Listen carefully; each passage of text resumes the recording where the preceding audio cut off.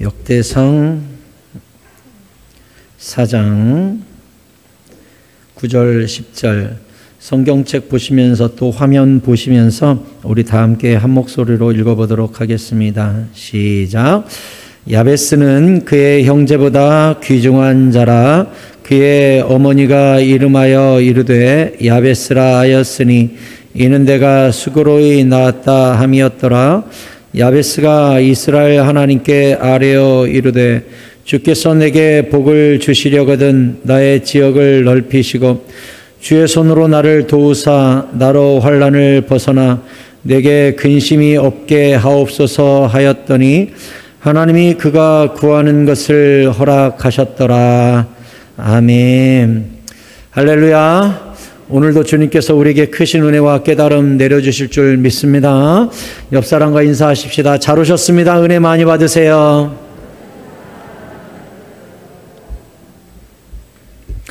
감사합니다. 오늘은 야베스의 기도 세 번째 시간으로 전능자의 손이 함께 하실 때라는 제목으로 말씀드리도록 하겠습니다. 야베스의 기도 중에서 야베스는 운명의 돌파구를 하나님께 찾았다는 사실과 그가 기도한 대상 여호와 하나님은 절대 주권자이심을 지난주에 나누었습니다. 그러면 오늘은 이제 야베스가 구체적으로 무엇을 간구했고 무엇을 응답받았는가 살펴보도록 하겠습니다. 오늘 10절 말씀을 보니까 야베스가 이스라엘 하나님께 아뢰어 이르되 주께서 내게 복을 주시려거든 나의 지역을 넓히시고 주의 손으로 나를 도우사 나로 환난을 벗어나 내게 근심이 없게 하옵소서 이렇게 기도했답니다. 기도 내용 보니까 어떤 내용이 나옵니까?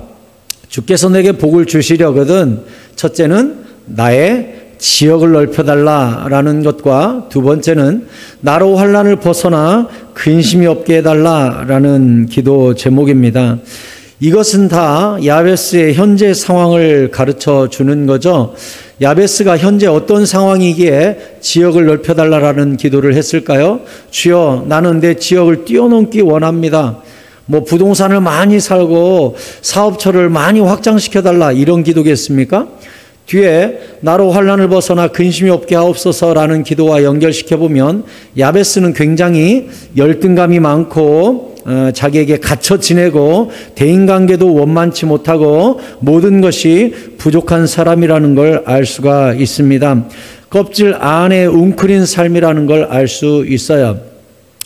첫 번째, 지역을 넓히소서라는 기도 제목 나눠드리도록 하겠습니다. 그는 벽 안에 갇혀 있죠. 그릇이 작아요. 껍질을 깨뜨리기를 원해요. 이제 자기가 좀 마음껏 어깨를 펴고 주님 주신 축복 속에 누리는 삶, 영향력을 끼치는 인생 되기를 원하고 있습니다.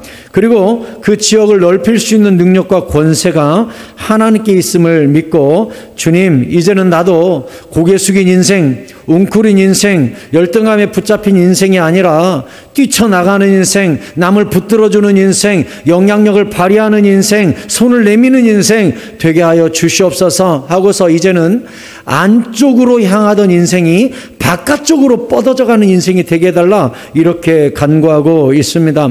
여러분, 열등감이 없는 사람은 없어요. 모든 사람이 열등감이 있습니다. 특히 사탄은 열등감과 패배의식으로 우리에게 절망을 줍니다. 너는 안 돼. 해봤잖아. 거기까지야. 끊임없이 절망을 줘요. 낙심을 주죠. 포기하게 만들어요. 여러분, 사탄이 쓰는 방법은 무엇이냐?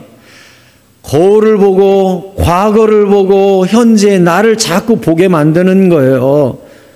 너를 생각해봐. 너는 평생 그렇게 살았어. 너의 가문은 원래 그래. 너의 외모는 원래 그래. 너의 성격은 원래 그래. 너의 재산은 원래 그래. 너는 원래부터 비실비실해. 원래부터 작아. 원래부터 소심해. 끊임없이 나를 바라보게 만들어요.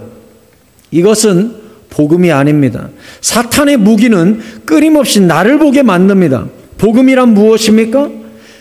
나를 바라보던 시선이 십자가를 바라보고 능력 주시는 자 안에서 무엇이든 할 수 있다라고 말씀하신 예수님을 바라보고 전능하신 하나님을 바라보고 천국을 바라보고 보혈을 바라보는 것이 복음인 줄로 믿습니다. 여러분, 사탄에게 당하지 마십시오. 사탄은 우리의 발목을 붙잡아요. 안 돼, 여기까지야. 너는 원래 그런 놈이야. 끊임없이 열등감과 우울의식과 패배의식을 준다고요. 하지만 복음이란 무엇입니까? 능력 주시는 자 안에서 너는 가능해. 내가 너에게 새 힘을 줄 거야. 너는 날아오를 수 있어. 너에게는 역전이 있어. 천국은 침노하는 자의 것이요 기도하는 자에게 역전은 일어납니다. 이사야 40장 31절에서 주님은 약속하셨습니다. 같이 읽겠습니다. 시작. 오직 여호와를 앙망하는 자는 새 힘을 얻으리니 독수리가 날개치며 올라감 같을 것이요 다른 박질하여도 곤비하지 아니하겠고 걸어가도 피곤하지 아니하리로다. 아멘. 걸어가도 달려가도 피곤치 않는 인생이 되기를 소원하십니까? 소원하십니까? 그러면 세상은 우리를 향해 말해요. 힘내. 넌 할 수 있어. You can do it. 그래, 너는 할 수 있다라고 생각하란 말이야. 거울을 보고 날마다 얘기해. 난 할 수 있어. 나는 할 수 있어. 여러분, 그거 효과 있습니다. 효과 있어요. 효과 있어요. 그런데 그게 완벽히 내 인생을 바꾸고 날아오게 그러게 만들어 줍니까? 오늘 성경에 뭐라 그랬어요? 오직 여호와를 앙망하는 자는 새 힘을 얻으리니. 여러분, 힘은 내는 거 아니에요. 힘은 얻는 거예요. 저 여러분들한테 얼마든지 힘내세요. 좋은 일이 있을 거예요. 용기를 내세요. 수천 번 말할 수 있어요. 근데 그게 새 힘을 우리에게 줍니까? 아니요. 새 힘은 모든 능력과 권세 주권자 되시는 여호와 하나님이 내려주시는 겁니다. 나누어 주시는 겁니다. 누구에게? 여호와를 앙망하는 자에게, 기도하는 자에게, 주님께 손을 드는 자에게, 부르짖는 자에게 주님께서 힘을 나누어 주시는 겁니다. 여러분 명심하세요. 힘내세요, 힘내세요 한다고 힘을 내는 게 아니라 힘을 주세요, 주세요 해야 주님이 내려주시고 독수리의 날개도 붙여주시고 땅의 사람이 하늘의 사람이 되게끔 바꿔주시는 거예요. 이게 복음이고 이게 은혜라고요. 이사야 54장 1절에 주님은 말씀하셨어요. 잉태하지 못하며 출산하지 못한 너는 노래할지어다. 산고를 겪지 못한 너는 외쳐 노래할지어다. 이는 홀로 된 여인이 자식이 남편 있는 자의 자식보다 많음이라 여호와께서 말씀하셨느니라. 내 장막터를 넓히며 내 초소의 휘장을 아끼지 말고 널리 펴되 너의 줄을 길게 하며 너의 말뚝을 견고히 할지어다. 이게 누구의 기도였죠? 이게 지금 이전에 나와 있는 기도 제목이 누구 기도 제목이죠? 야베스가 그랬잖아요. 나의 지역을 좀 넓혀달라. 그랬더니 주님이 그래, 네 장막터를 넓혀, 네 초소의 휘장을 활짝 펴, 너의 줄을 길게 빼, 그리고 말뚝을 팍팍 박어. 내가 너희 집안을 열린 집안, 영향을 끼치는 집안 만들어 줄 것이다 약속하셨어요. 여러분, 주님은 이어서 약속하시기를 3절에 이는 내가 좌우로 퍼지며 내 자손은 열방을 얻으며 황폐한 성읍들을 사람 살 곳이 되게 할 것임이라. 이 코로나 시기에 여러분 웅크리지 마십시오. 대문을 활짝 여십시오. 마음을 활짝 여십시오. 여호와 하나님께서 우리의 껍질을 깨고 영향력 있는 교회, 영향력 있는 성도들로 만들어 주실 줄 믿습니다. 4절에 두려워하지 마라. 네가 수치를 당하지 아니하리라. 놀라지 마라. 네가 부끄러움을 보지 아니하리라. 내가 내 젊었을 때 수치를 잊겠고 과부 때의 치욕을 다시 기억함이 없으리니 이는 너를 지으신 이가 내 남편이시라. 그의 이름은 만군의 여호와시며 내 구속자는 이스라엘의 거룩한 이시라. 그는 온 땅의 하나님이라 일컬음을 받으실 것이라. 아멘. 이는 만군의 여호와가 너를 책임지고 너를 번성케 하고 너의 장막터를 넓히고 책임져 주시기 때문이다 했어요. 여러분, 우리가 성경을 보면 에스더 시대, 에스더 성경을 읽어보니까 이스라엘 백성이 바벨론으로 다 끌려가서 포로가 됐는데 하나님은 그 와중에도 탁월한 주의 백성들을 거기서 일으키거든요. 보면은 거기에서 예를 들면 다니엘과 세 친구 같은 경우는 포로로 끌려가서 총리까지 올라가고 막 관직에 올라가고, 심지어 에스더는 왕후가 되고 핵심적인 자리에 하나님이 탁탁 깨어있는 사람들을 넣어놓으시거든요. 그래가지고 이 70년이라는 포로기를 견딜 수 있게 하세요. 나중에 70년 후에 돌아올 때도 왕 옆에서 술 따르는 관원으로 하나님의 사람을 세워가지고 그를 필두로 돌아가게끔 만들고, 이렇게 권력 핵심인 곳에 하나님의 사람들을 세워가지고 그곳에서 견딜 수 있도록 만들어 주셨거든요. 그런데 이 에스더는 삼촌 모르드게하고 살았잖아요. 이 삼촌 모르드게가 야, 여왕을 뽑는 된다, 네가 한번 출전해봐라 했다가 거기서 지혜와 미모가 뽑혀가지고 왕후가 됐어요. 그리고 모르드게는 직업이 뭐였냐? 왕궁 문지기였다고요. 문지기. 그 당시 이 아하수에로 왕의 오른팔이 누구였냐? 하만이라는 사람이에요. 이 하만은 과거 이스라엘과 대치관계에 있었던 왕의 족보의 후손이에요. 그러니 모르드게는 그걸 알아요. 그 사람이 들어갈 때는 인사를 안 합니다. 유대인과 옛날부터 원수인 나라의 왕의 후손이고 지금 바벨론 이 국가 아하수에로 왕의 오른팔인데도 들어갈 때 인사를 안 해요. 하만이 뚜껑이 열렸습니다. 야, 저놈이 누군데 내가 들어갈 때 받들어총 안 해? 왜 격리 안 해? 조사해봐. 그랬더니 조사해가지고 와가지고 한다는 소리가 유대인이랍니다. 유대인들은 원래 하나님만 섬기고요, 우리처럼 이런 사람들한테는 인사도 안 한대요. 뭐야? 죽여야겠구만 해가지고 모르드게를 잡아 죽일 장대 자기 집에 딱 세워놓고 아하수에로 왕을 살살살살 꼬시죠. 뭐라고 꼬셔요? 왕한테는 고개를 안 숙이고 권력에 고개를 안 숙이고 공무원들 우습게 알고 이렇게 못된 놈 하나 있다고. 그럼 죽여야 된다고. 왕이 그래라, 그 놈만 죽일까? 그랬더니 하만이 아니라고. 민족성 자체가 글러먹었으니까 그 민족을 다 죽여버려야 된다고. 아하수에랑은 뭣도 모르고 그래라 하고서는 왕의 도장 반지 딱 빼주고 도장 꽝꽝 찍어가지고 유대인 몇 월 며칠 날 다 죽인다 해버렸네. 모르드게가 에스더 찾아와서 그럽니다. 에스더야, 몇 월 며칠 우리 다 죽게 생겼다. 그날 유대인 다 죽인댄다. 네가 왕한테 한번 찾아가 봐라. 네가 왕후가 된 것이 이때를 위함인지 알겠느냐? 이때를 위하여 하나님이 예전에 섭리로 너를 왕후 만들어놨는지 모르잖아. 그랬더니 에스더가 뭐라 그랬어요?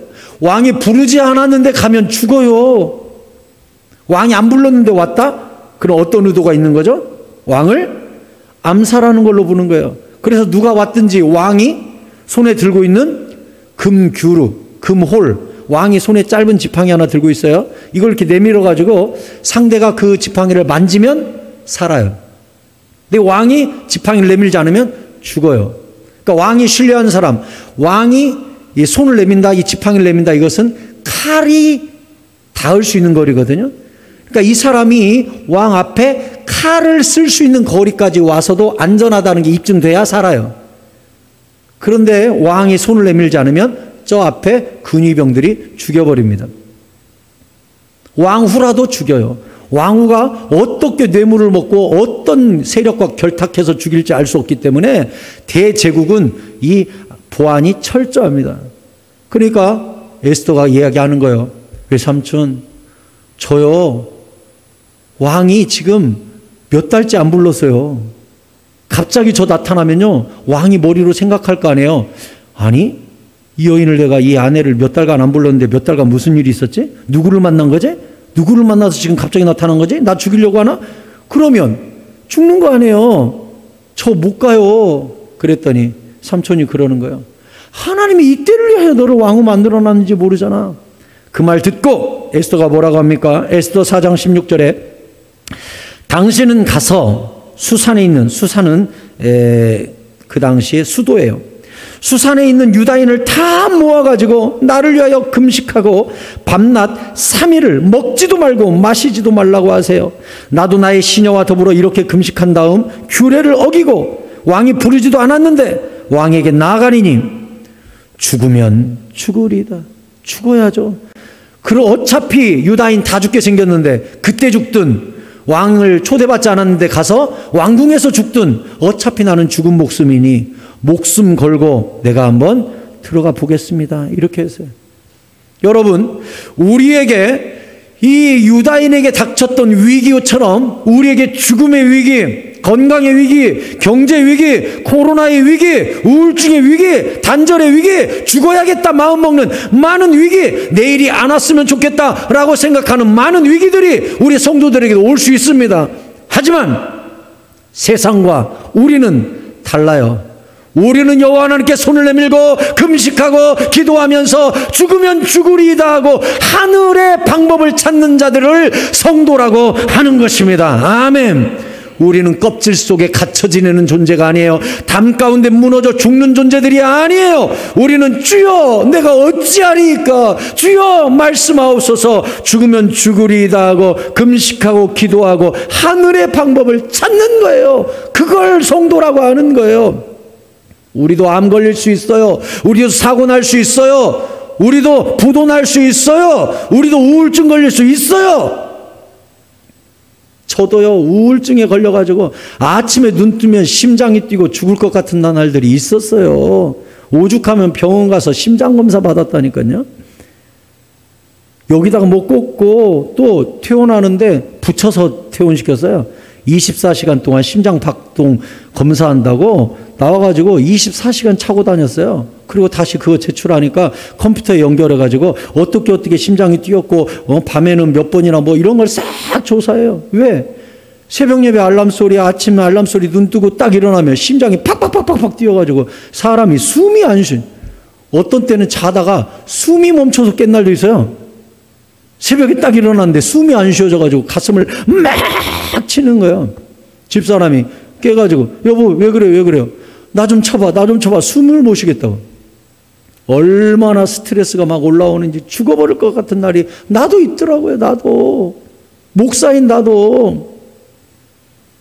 근데 세상 사람들과 예수 믿는 우리는 방법이 달라야 되지 않아요?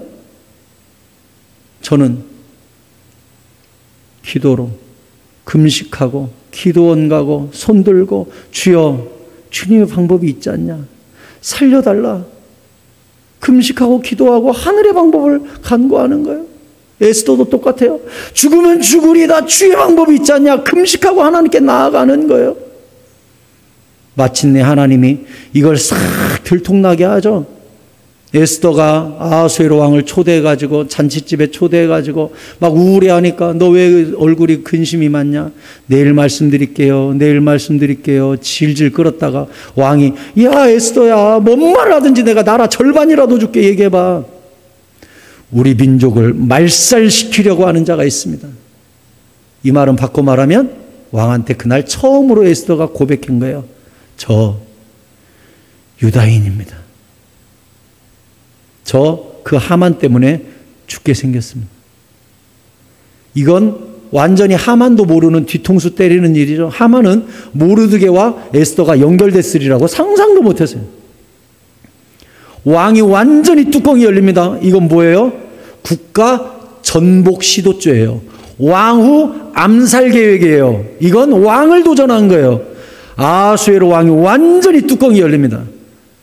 뭐야? 하고서 하만을 쳐 죽이려고 하는데 그 나라 법이 그래요. 한번 도장 찍으면 못 바꿔요. 그래서 왕이 새로 법을 냅니다. 어떤 법을 냈어요? 몇 월 며칠 유다인은 다 죽는다라는 법에 밑에다가 플러스 추가 법령을 냈는데 뭐라고 냈냐? 유다인은 스스로 무기를 가지고 지킬 수 있음. 이렇게 한 거예요. 유다인이 당하는 게 아니라 무기를 갖고 지킬 수 있음. 그리고 하만이 죽은 그 총리 자리에 모르드게를 세운 거예요.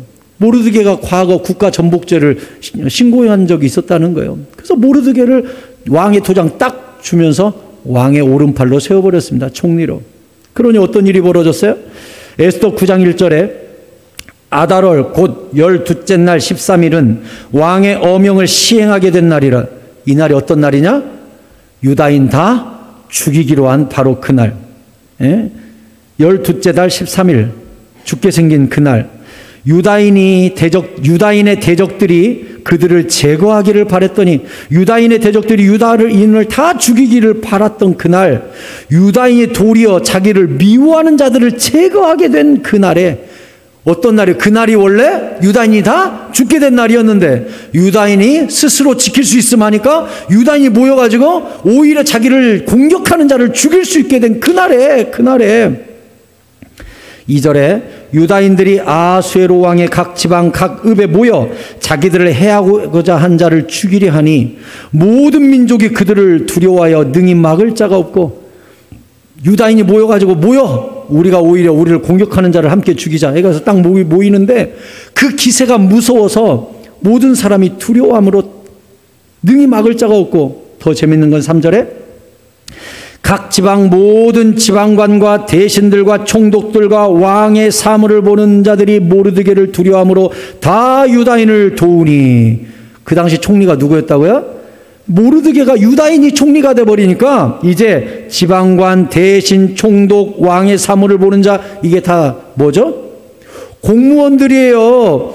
공무원들. 이 모든 공무원들이 야야야야, 우리 총리가 모르드게 하냐? 모르드게가 유다인 하냐? 우리가 지금 줄 잘 서야 된다. 모르드게 안 도와주면 큰일 나는 거야. 해가지고 모르드게한테 모든 공무원들이 다 줄을 서가지고 도와주는 거예요.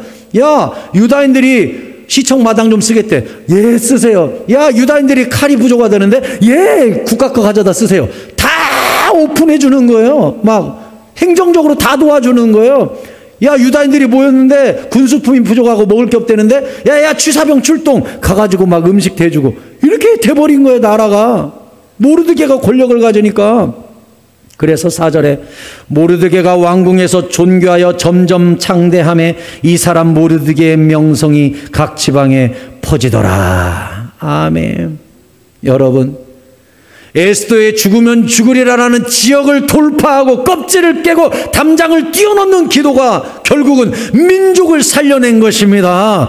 여러분, 우리 이 에스더의 기도, 또 야베스의 기도가 오늘날 코로나에 붙들린 우리 교회의 기도, 성도들의 기도가 될 수 있기를 축원합니다. 여러분, 웅크리지 마세요. 나의 지역을 넓혀주시라고, 나의 장막터를 넓혀주시라고 하나님께 매달려 간구하시기 바랍니다. 왜냐하면 복음은 역전이기 때문에 그렇습니다. 따라서 하십시오. 복음은 역전입니다. 아멘. 복음은 역전이에요. 우리 아까 찬송가 불렀죠? 마태복음 5장 3절부터예요. 아까 불렀던 산상수훈. 심령이 가난한 자는 복이 있나니 천국이 그들의 것이며, 애통하는 자는 복이 있나니 그들이 위로를 받을 것이며, 온유한 자는 복이 있나니 그들이 땅을 기업으로 받을 것이며, 의에 줄이고 목마른 자는 복이 있나니 그들이 배부를 것이며, 긍휼히 여기는 자는 복이 있나니 그들이 긍휼히 여김을 받을 것이며, 마음이 청결한 자는 복이 있나니 그들이 하나님을 볼 것이며, 화평하게 하는 자는 복이 있나니 그들이 하나님의 아들이라 일컬음을 받을 것이며, 의를 위하여 박해를 받은 자는 복이 있나니 천국이 그들의 것임이라. 나로 말미암아 너희를 욕하고 박해하고 거짓으로 너희를 거슬러 모든 악한 말을 할 때에는 너희에게 복이 있나니 기뻐하고 즐거워하라. 하늘에서 너희의 상이 큼이라. 너희 전에 있던 선지자들도 이같이 박해하였느니라. 아멘. 산상수훈, 이것을 산상이니까 산위, 상, 수훈, 베풀수에 가르칠 훈이니까 산 위에서 가르친 이야기, 이게 산상수훈이죠. 예수님께서 이 산상수훈을 베푸셨는데 이 마태복음 5장 1절부터 쭉 12절까지 읽어보면 이게 8가지 복이라는 걸 알 수 있어요. 그래서 산상수훈을 뭐라 그래요? 팔복이라 그래요. 팔복. 그래서 교회 이름 중에도 팔복교회, 이런 교회들 있죠. 이게 이제 팔복이에요. 이 팔복. 그래서 이 8가지 복에 대해서 제가 여러분에게 산상수훈을 설교하려고 제가 이제 준비하고 있습니다. 언젠가 여러분에게 또 8가지 복에 대해서 쭉 설교를 할 텐데, 이 8가지 복, 팔복, 산상수훈, 산상보훈이라고도 하고 산상수훈이라고 하던 이 예수님의 가르침, 이것을 한마디로 이야기하면 뭐예요? 심령이 가난한 자가 복을 받고, 애통하는 자가 복을 받고, 온유한 자 복을 받고, 의에 줄이고 목마른 자가 복을 받고, 긍휼히 여기는 자가 긍휼히 여김을 받고, 이 모든 것들이 무엇을 이야기하고 있어요? 예수님이라는 천국, 예수님이라는 복음과 만나면 너희 삶에 뭐가 일어난다? 역전이 일어난다는 걸 가르쳐주고 있어요. 복음은 역전이에요. 천국은 역전이에요. 기독교는 역전이에요. 예수님의 죽음, 그 죽음이 천국의 부활의 문을 여는 열쇠가 됐다는 것을 어떻게 우리가 알았겠어요? 역전이잖아요. 예수님의 죽음이 부활을 가져온 역전을 이루어냈잖아요. 복음은 원래 역전이에요. 기독교는 원래 역전이에요. 여러분, 예수 믿으면 역전이 일어납니다. 천국의 역전을 경험하게 됩니다. 마가복음 10장 28절에 베드로가 예수님께 말해요. 베드로가 여짜와 이르되 보소서, 우리가 모든 것을 버리고 주를 따랐나이다. 거지됐죠? 다 잃었죠? 아무것도 없죠? 빈털터리 됐죠? 주님이 뭐라 그랬어요? 예수께서 이르시되 내가 진실로 너희에게 이르노니 나와 복음을 위하여 집이나 형제나 자매나 어머니나 아버지나 자식이나 전토를 벌인 자는 현세에 있어 집과 형제와 자매와 어머니와 자식과 전토를 100배나 받되 박해를 겸하여 받고 내세 영생을 받지 못할 자가 없느니라. 예수님이 뭐라고 말씀하셨어요? 지금 알거지가 됐다고? 지금 아무것도 없다고? 무소유가 됐다고? 반드시 천국의 역전이 너에게 일어날 것이니라 한 거예요. 역전이 있대요. 31절에 그러나 먼저 된 자로서 나중되고 나중된 자로서 먼저 될 자가 많으니라 하면서 천국 가보면 먼저 된 자가 저 나중돼 있고 나중된 자가 먼저 돼 있는 역전이 천국에서 엄청나게 일어난다고 가르쳐 주셨어요. 여러분, 복음도 역전이요 천국도 역전입니다. 역전의 주인공들이 다 되시기를 축원합니다. 또한 역전을 주시는 여호와 하나님께 기도로 껍질을 깨고 기도로 담장을 뛰어넘어 날아오르는 인생들이 되시기를 축원합니다. 두 번째, 야베스는 무엇을 간구하고 있죠? 나로 환난을 벗어나 근심이 없게 하옵소서라고서 평안을 달라고 간구하고 있어요. 스트레스의 삶에서 벗어나게 해달라고 간구하고 있어요. 시편 121편 5절에 보니까 여호와는 너를 지키시는 이시라. 여호와께서 내 오른쪽에서 내 그늘이 되시나니 낮에 해가 너를 상하게 하지 아니하며 밤의 달도 너를 해치지 아니하리로다. 여호와께서 너를 지켜 모든 환난을 면하게 하시며 또 내 영혼을 지키시리로다. 여호와께서 너의 출입을 지금부터 영원까지 지키시리로다. 아멘. 성경이 뭐라고 그랬어요? 너의 모든 불안과 스트레스와 이 모든 어려움, 근심을 여호와 하나님이 지켜주셔야 그게 지켜지는 거지. 네가 우울하지 말아야지, 이게 뛰어넘어야지, 아무리 네가 작정해도 그렇게 해서 되는 게 아니다. 하나님이 너를 지켜주셔야 안전이 확보되는 것이다. 여러분, 주님께서 지키시지 않으시면 어떻게 돼요? 시편 127편 1절에서는 여호와께서 집을 세우지 아니하시면 세우는 자의 수고가 헛되며 여호와께서 성을 지키지 아니하시면 파수꾼에 깨어있음이 헛되도다 그랬어요. 아무리 내가 내 가정을 지키고 내 감정을 지키고 내 재산을 지키고 막 운동해가지고 건강을 지키고 열심히 지켜봐요. 그것도 도움이 되죠. 하지만 그게 전부가 아니에요. 하나님이 지켜주셔야 된다는 거예요. 어제 뉴스 보셨어요? 그분 TV에 종종 나와가지고 건강 음식 만드는 거 가르쳐 주신 분, 65세인데 얼굴 보면 아실 거예요. 그분이 TV에 나와가지고 자연식을 어떻게 할 거며 건강식을 어떻게 할 거며 어떻게 하면 장수하고 어떻게 하면 혈관이 깨끗해지고 이런 이야기하면서 자연식 만드는 음식 만들어주던 분이 있어요. 65세예요. 어제 심장마비로 죽었어요. 건강식 만들어주던 그분이 아침 프로그램 중에 아침마당인가? 이런 프로그램 나와가지고 건강 상담해주는 의학 전문 기자 있어요. 의대 나오신 분. 그래서 신약이 어떤 효과가 있는지, 프로폴리스는 무슨 효과가 있는지 늘 설명해주고 그걸 근거 제시해주던 사람이 있어요. 그분 방송 안 나오고 지금 제주도에 있어요. 그분이 SNS에 썼어요. 자기가 제주도에 있고 지금 방송 출연 안 하는 이유? 굉장히 젊은 사람이거든요. 50대 초반이나 됐나? 폐암 걸렸다고 그랬어요. 자기 폐암 걸려서 거기가 있다고. 의학 전문 기자예요. 건강음식 전문가예요. 근데 어때요? 주님이 지키시지 않으면 아무것도 안 해요. 자기가 자기의 미래를 난 준비했어. 난 별일 없을 거야. 라고 이야기할 수 있는 사람, 여기 있는 성도들을 비롯하여 아무도 없어요. 아무도. 하나님이 지키시지 않으면 깨어있음이 헛되도다 그래서요. 깊은 잠도 못 자요. 그래서 시편 127편 아까 읽었던 2절 뭐라고 되어 있어요? 그러므로 여호와께서 그의 사랑하시는 자에게는 잠을 주시는도다. 아멘. 하나님께 사랑을 입은 자, 하나님이 나를 지키실 거야 라고 믿는 자, 그 사람은 잠을 자요. 누구를 떠올려야 됩니까? 풍랑이는 바다, 갈릴리 바다가 막 뒤집어졌잖아요. 제자들이 막 노를 저으면서 예수님 우리가 죽게 생겼습니다. 그랬더니 예수님이 일어나가지고 이 믿음이 없는 자들아 하고서 바다를 꾸짖고 잔잔하게 해주셨어요. 왜 예수님은 깨운 제자들을 향하여 너희들은 믿음이 없다 이렇게 말씀하셨어요? 그 뒤에 보면 이유를 알 수 있죠.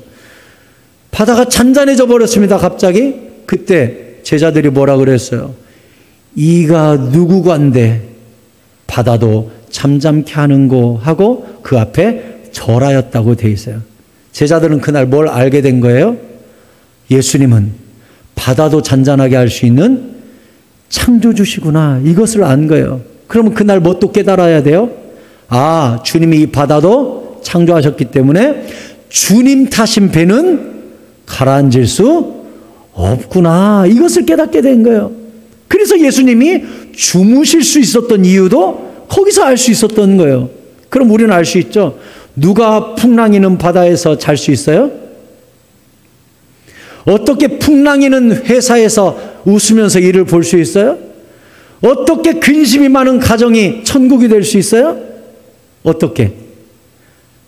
비록 코로나로 말미암아 우리 가게와 회사가 어려움을 겪고 있지만 이 회사에 주님이 함께 타고 계셔. 비록 지금은 내 골머리를 썩이고 힘들게 만들고 있는 내 자식들이지만 나는 소망을 갖고 웃을 수 있어. 왠 줄 알아? 이 풍랑이는 가정이라는 배 위에 주님이 함께 타고 계시기 때문이야. 코로나로 말미암아 어려움을 겪고 내가 건강을 잃었다 할지라도 나는 웃을 수 있어. 주님이 나와 함께 타고 계시기 때문이야. 아멘. 그 사람이 평안을 누리는 삶이에요. 누리는 삶. 이 파도를 바라보면, 풍랑을 바라보면 누가 자요? 누가 쉴 수 있어요? 누가 잠을 청할 수 있어요?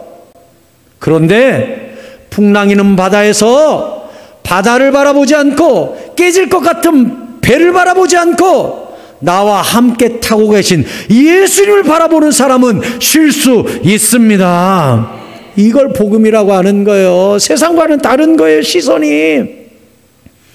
그래서 예수님이 말씀하시기를 요한복음 14장 1절에 함께 읽겠습니다. 시작. 너희는 마음에 근심하지 말라. 하나님을 믿으니 또 나를 믿으라. 아멘.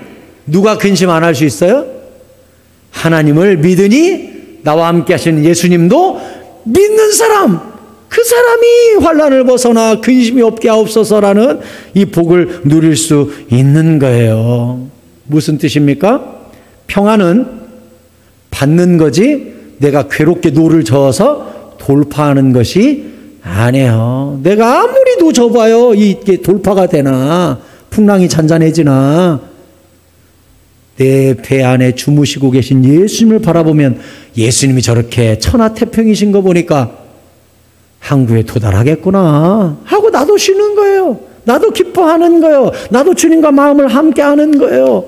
평안은 뭐니까? 받는 거니까. 그래서 요한복음 14장 27절에서도 주님이 말씀하셨어요. 평안을 너희에게 끼치노니 곧 나의 평안을 너희에게 주노라. 아멘. 아멘. 평안은요 주는 것이고 평안은 내가 받는 거예요. 내가 이렇게 만드는 게 아니라고요. 내가 너희에게 주는 것은 세상이 주는 것과 같지 아니하니라. 너희는 마음에 근심하지도 말고 두려워하지도 말라. 아멘. 평안은 받는 거니까. 평안은 주무시는 예수님이 주시는 거니까. 여러분, 코로나로 말미암아 세상은 평안이 없어요.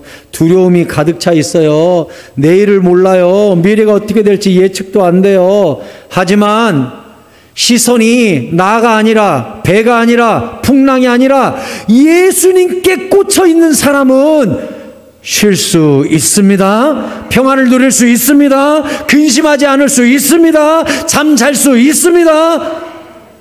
내가 개척한 평안이 아니라 주께서 주신 평안을 여러분 모두가 풍족하게 누림으로 편하게 주무시고 스트레스 받지 말고 우울증도 떨쳐버리고 벌떡 일어나 기쁨과 평안을 다 누리시기를 축원합니다. 말씀을 맺겠습니다. 전에도 제가 한번 말씀드린 기억이 나는데 서울에서 제가 사역할 때 집사님 한 분이 집에 가정집인데 가정집을 리모델링을 해가지고 피부 마사지 샵을 열게 되었어요. 저보고 이제 신방 와서 예배를 드려달라 그래서 오픈하는 날 갔습니다. 전도사님과 교구 회장하고 같이 이제 가는데 하나님께 이제 제가 신방 요청을 받았으니까 기도했을 거 아니에요. 하나님 오늘 가서 무슨 말씀 전할까요? 하면서 제가 잠언에서 말씀을 찾았어요. 심령의 근심은 뼈를 마르게 하여도 마음의 기쁨은 얼굴을 빛나게 한다라는 성경 구절을 찾아가지고 그래 피부 마사지 샵이니까 일하면서 즐겁게 일하면 이 약효보다도 주님이 주시는 평안이 더 나올 거야. 그렇게 메시지를 전해야지 하고 말씀 잘 준비해가지고 갔어요. 가서 이제 예배를 이렇게 4명이 둘러 앉아가지고 예배를 이렇게 드리고 예배를 드리다가 제가 전도사님 잠깐 기도하겠습니다. 그러고서는 고개를 딱 숙였어요. 이제 전도사님이 대표 기도를 합니다. 하나님 우리 집사님 오늘 가게를 열게 되었는데 복을 주시고 기도를 해요. 근데 제가 그 기도하는 그 시간 제 안에서 성령님이 말씀하시는 거예요. 유목사야 말씀 바꿔라. 예? 그 설교하지 말고 다른 설교하라고. 예? 지금 대표 기도 끝나면 설교해야 되는데 지금 말씀 바꾸는 목사가 어디 있어요? 시간도 없는데 못해요. 근데 성령님 계속 말씀 바꿔 말씀 바꿔. 아유 얼마나 웃겨요. 제가 성령님께 묻는 거예요. 그럼 성령님 말씀이나 주시든가 이거 전해라라고 말씀이라도 주시든가 그래야 제가 바꾸죠. 성령님이 사라가 이삭을 출산하는 장면 설교해라 일러주는 거예요. 그래요? 그렇다면 어쩔 수 없지 뭐. 그래서 창세기를 펴가지고 옆 사람 기도 중이니까 소리 들리면 안 되잖아요. 책장 넘기는 소리. 그러면 성도들이 뭐라고 생각하겠어요? 목사님은 설교 준비 하나도 안 해가지고 기도 시간에 책장 삑삑 넘기면서 설교 준비했다고 그럴 거 아니에요. 그러니까 한 장을 넘길 때 이렇게 소리 안 나게 이렇게 넘기면서 사라가 언제 이삭을 낳더라 하면서 찾는 거예요. 아, 그런데 사라가 이삭을 낳기도 전에 기도가 끝나버렸네? 예수님 이름으로 기도합니다 하고 사라가 출산을 안 했는데 끝나버렸어. 아이고 나도 얼른 아멘 하고서는 눈 뜬 다음에 성경 말씀은 창세기 21장 찾은 거예요. 아마 성도들이 웃었을 거예요. 속으로. 아니 목사님은 설교 준비한 거 장수도 몰라? 21장 하고서는 제가 사라가 이삭을 낳은 장면을 이야기하면서 그 집사님한테 그랬어요. 어렵게 이 가게를 오픈하게 되었으니까 이삭 이름 뜻이 뭐냐? 웃음이라는 뜻이거든요. 이 가게가 집사님에게 웃음을 주는 그런 가게가 되기를 바란다 하고서는 이제 제가 축도하고 마쳤어요. 축도하고 마쳤더니 갑자기 이 집사님이 막 울어요. 그래서 집사님 왜 울어요? 막 하염없이 울어요. 왜 울어요? 집사님이 그러는 거예요. 오늘 아침까지도 이 뷰티샵 이름을 못 지었대요. 뭐라고 이름을 지어야 될까? 그래서 아침에 새벽 예배 갔다 와서 성경책을 펼쳐놓고 주님 뭘로 이름 지을까요? 뭘로 이름 지을까요? 계속 뒤적거리면서 기도하고 있었대요. 그럼 무릎 꿇고는 주여 목사님 오시는데 이제 여기 가게 이름이 뭐예요? 그러면 이름이라도 제가 얘기할 수 있어야 되잖아요 하고 하나님께 막 기도를 했는데 하나님이 이름을 딱 주셨대요. 그래서 신방 받기 직전에 간판 회사에다 전화해가지고 이렇게 해주세요라고 전화 끊고 신방을 받게 됐다는 거예요. 그래서 제가 뭐라고 했는데요? 사라 뷰티샵으로 정했다는 거예요. 사라 뷰티샵으로. 그러면서 정말 하나님이 이 가게에 복을 주실래나? 불안과 초조 속에 있는데 갑자기 목사님이 성경 봅시다 그러더니 사라가 이삭을 낳은 이야기를 하길래 기절하는 줄 알았대. 금방 신방 받기 전에 광고 회사에다 간판 회사에다 전화해가지고 사라 뷰티샵이라고 하라고 그러고 아무한테 이야기도 안 했는데 목사님이 오자마자 갑자기 사라가 이삭 낳은 이야기 하길래 기절하는 줄 알았대 자기는. 그러고 나서 막 펑펑 우는 거예요. 그 집이 너무 가난하고 힘들었기 때문에 제가 알아요. 이분이 이혼을 일찍 했었어요. 딸 둘을 낳고 이혼했어요. 그래서 딸은 지금 17살, 22살인가 이래요. 근데 혼자 살거든요. 혼자 이렇게 딸 둘을 기르면서 어렵게 살고 있거든요. 막 우는 거예요. 그래서 이제 간식을 꺼내놓고 딸을 부르는 거예요. 둘째 딸, 첫째 딸은 자고 있고 이제 둘째 딸이 깨어 있으니까 둘째 딸을 부르더라고요. 둘째 딸이 왔는데 얼마나 이쁜지 몰라요. 단발머리 이렇게 하고 얼굴이 하얗고 조그맣고 얼마나 예쁜지 몰라. 옆에 이렇게 앉았어요. 그래서 내가 애한테 물었어요. 17살인가 됐기 때문에 이름이 뭐니? 얘가요 저를 보고 갑자기 이렇게 막 떨더니 하더니 막 우는 거예요.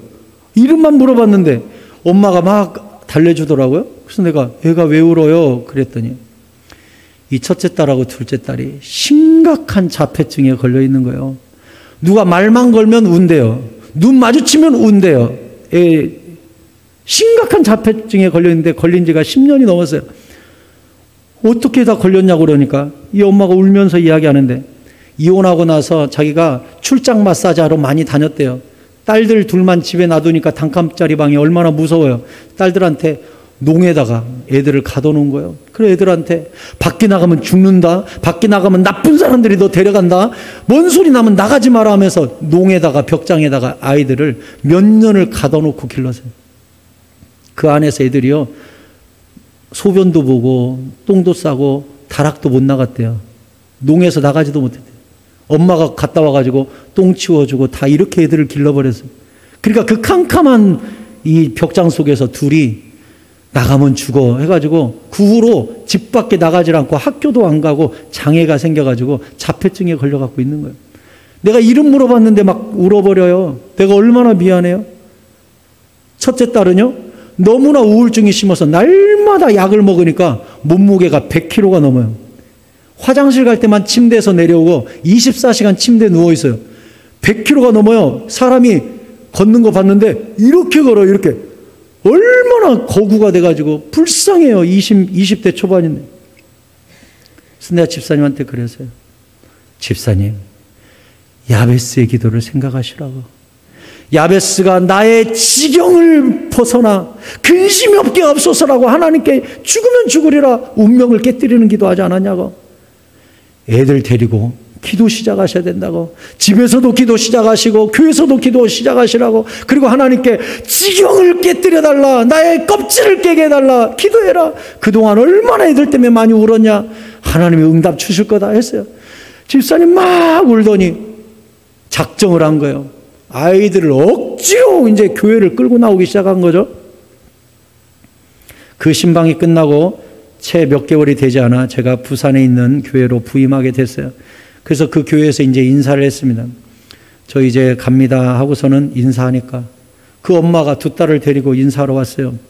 목사님 바라보고 힘을 얻었는데 목사님 가셔서 어쩐대요 하고서는 두 딸을 데려왔는데 제가 이제 또 이름 물어보면 울어버릴 것 같아가지고 차마 못 물어보면서 이렇게 몸을 제가 어떻게 해야지 이 두 딸한테 내가 뭔 얘기를 해야 되지 하고서는 교회 로비에 이렇게 있는데 그 거구 뚱뚱한 딸이 저한테 그래요.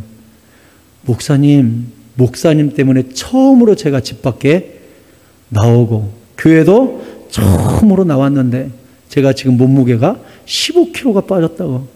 집에서도 걷고 움직이고 제가 15kg가 빠졌다고. 그리고 저 꿈이 생겼다고. 그래요. 그래서 내가 이 첫째 딸한테 지금 우울증 약도 이제 많이 줄였대요. 그래서 무슨 꿈인데? 목사님 두고 보세요. 저 시집 갈 거예요. 잘했다. 내가 거기서 막 박수를 쳐줬어요. 둘째는 이름 물어보면 또 울까봐 얼굴만 슬쩍 봤어요. 그랬더니 이 둘째가 환하게 웃으면서 목사님 저 이번에 인터넷으로 공부해서 자격증 2개 땄어요. 저 인터넷 마케팅 해가지고 엄마 이제 더 이상 고생시키지 않도록 그 마케팅 관련 또 웹디자이너 이 관련 해가지고 자격증 2개 땄어요 하면서 내 눈을 똑바로 쳐다보면서 또박또박 이야기하는 거예요.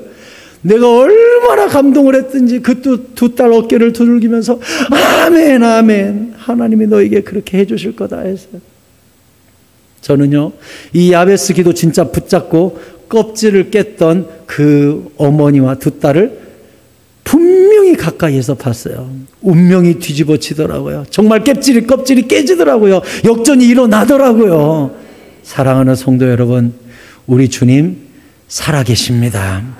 요한복음 16장 23절에 주님은 약속하셨어요.